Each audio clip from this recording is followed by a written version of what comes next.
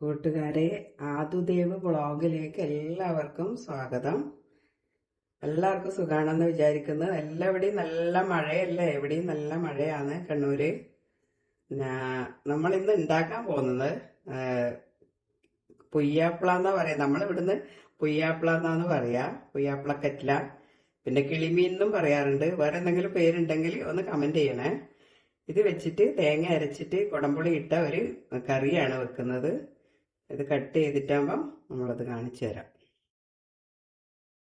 കിളിമീൻ വൃത്തിയാക്കി വെച്ചിട്ടുണ്ട്. ഇനി നമുക്കിത് കറി വെക്കാൻ എടുക്കാം. ആദ്യം ഞാൻ ഒരു വലിയ തക്കാളി എടുത്തിട്ടുണ്ട്.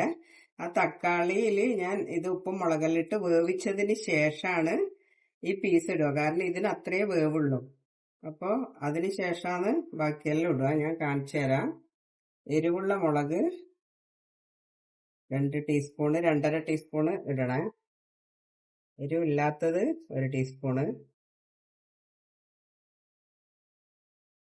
മഞ്ഞൾ ഒരു 1/4 ടീസ്പൂണ്. അപ്പോൾ കുറച്ച് നല്ല കടുപ്പത്തിൽ ഉപ്പിടണം. ഇതിന്റെ കറിക്ക് വേണ്ടുന്ന ഉപ്പ് ഇതില് നന്നായി ഉപ്പ് പിടിക്കാൻ വേണ്ടിയിട്ടാണ് കുറെ ഉപ്പ് ഇടുന്നുണ്ട്. എന്നിട്ട്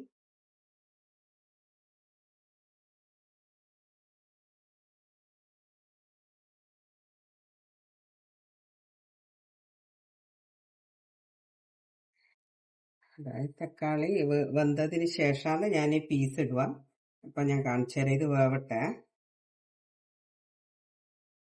ഇത് തേങ്ങ അരക്കാൻ ഇടുന്നുണ്ട്. തേങ്ങയുടെ കൂടെ കുറച്ച് കാന്താരിയാണ്. ഇവിടെ ഇല്ലത് കൊണ്ടാണ് ഇടുന്നത്. കാന്താരി ഇല്ലാത്തവർക്ക് പച്ചമുളക് ഇടാം. പച്ചമുളകും പിന്നെ ഇഞ്ചിയെല്ലാം അരച്ചിട്ട് ചേർക്കുന്നത് നല്ല ടേസ്റ്റാണ് തേങ്ങയുടെ കൂടെ. പിന്നെ ഒരു കഷ്ണം ഇഞ്ചിയെ, ഒരു പീസ് വെളുത്തുള്ളി ഞാൻ അതിൻ്റെ ഒന്നിച്ച് അരക്കാൻ ഇട്ടിട്ടുണ്ട്. പിന്നെ പെരിഞ്ജീരകമാണ് ഇവിടെ എല്ലാവർക്കും ഇഷ്ടം. പെരിഞ്ജീരകവും ജീരകവും കുറച്ച് ആക്കിയിട്ട് ഇട്ടതാണ്. രണ്ടും കൂടെ മിക്സ് ആക്കിയിട്ട് അത് അരക്കട്ടെ.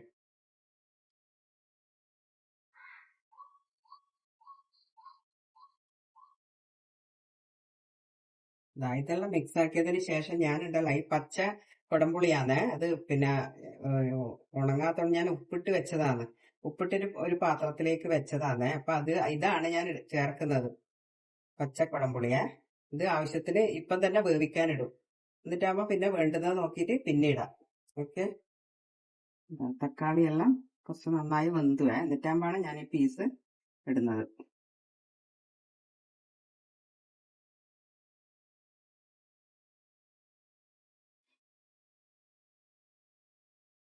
ഈ പീസ് എന്നിട്ട് നന്നായിട്ട് അത്രയും ഉണ്ട് ഒരു നല്ല പതക്കുമ്പോഴത്തേക്കും ഇത് പീസ് വേവും. ഈ പീസ് വെന്തതിന് ശേഷമാണ് ഞാൻ പിന്നെ തേങ്ങ ഒഴിക്കുക. അപ്പൊ ആ തേങ്ങ ഒഴിക്കുന്ന സമയത്താണ് പച്ചമുളക് ഇടുന്നത്. ഈ പച്ചമുളക് ഞാൻ അതിന് ശേഷമാണ് ഇടുക. കലക്കി ഒഴിക്കാൻ പോകുന്നേ. തേങ്ങ അരച്ചത് ഒഴിക്കാൻ പോകുന്നു. അപ്പൊ തന്നെ പച്ചമുളക് തേങ്ങ ഒഴിക്കുന്നത്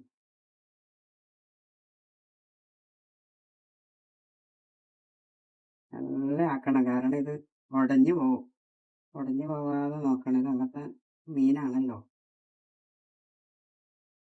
ചട്ടിയിലായോണ്ട് അടിക്ക് പിടിക്കാതെയും നോക്കണം.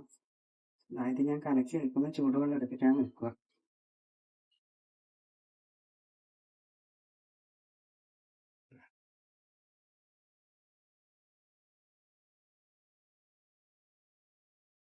ടിപ്പാണ്. ഉപ്പും മുളകെല്ലാം നല്ല ശരിക്കും ഉണ്ടോയെന്ന് നോക്കണം. ഇല്ലെങ്കിൽ കുടംപുളി വേണമെങ്കിൽ കുടംപുളി ഇടണം.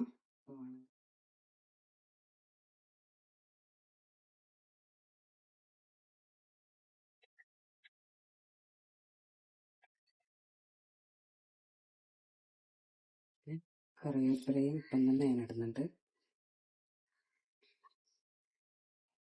ഓക്കെ. ഇത് തിളച്ചിട്ടാകുമ്പോൾ ചെറിയുള്ളി വറുത്തിടാം. ഇതാ കറി ഇറക്കി വെച്ചേ. ഇനി വറുത്തിടാം.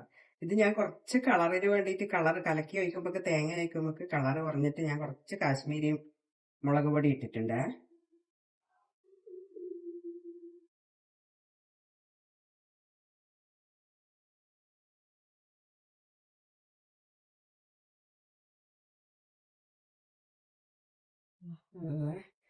പച്ചക്കുടംപുളിയിട്ട കിളിമീൻ റെഡിയായ.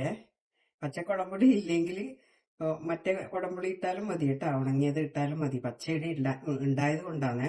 പച്ച കുടംപുളി ഇപ്പല്ലേ ഉണ്ടാവുന്നത് കുടംപുളി, അപ്പൊ ഉണക്കാൻ ബുദ്ധിമുട്ടല്ലേ. അന്നേരം എന്താ ചെയ്യേണ്ടതെന്ന് വെച്ചാല് കുടംപുളി ഇങ്ങനെ കഴുകിയിട്ട് അതിന്റെ ഇതെല്ലാം കളഞ്ഞിട്ട് ഒരു ജാറിൽ ഇട്ട് വെച്ചാൽ മതി. കുപ്പികളിലെ ഇട്ട് വെച്ചിട്ട് നല്ലോണം കല്ലുപ്പ് ഇട്ട് വെച്ചാൽ മതി, ഒന്നും ആവൂല. പിന്നെ അത് എടുത്തിട്ട് ഉപയോഗിക്കാം. ഓക്കെ, കിളിമീൻ കറി റെഡിയായേ. ഇനി ഇത് എല്ലാവർക്കും ഇഷ്ടപ്പെട്ടിട്ടുണ്ടെങ്കിൽ നല്ല ടേസ്റ്റാണ്. എല്ലാവരും ഒന്ന് വെച്ച് നോക്കണം. എന്നിട്ട് ഇഷ്ടമായിട്ടുണ്ടെങ്കിൽ ലൈക്ക് ചെയ്യണം, ഷെയർ ചെയ്യണം, സബ്സ്ക്രൈബ് ചെയ്യണേ. Okay, thank you.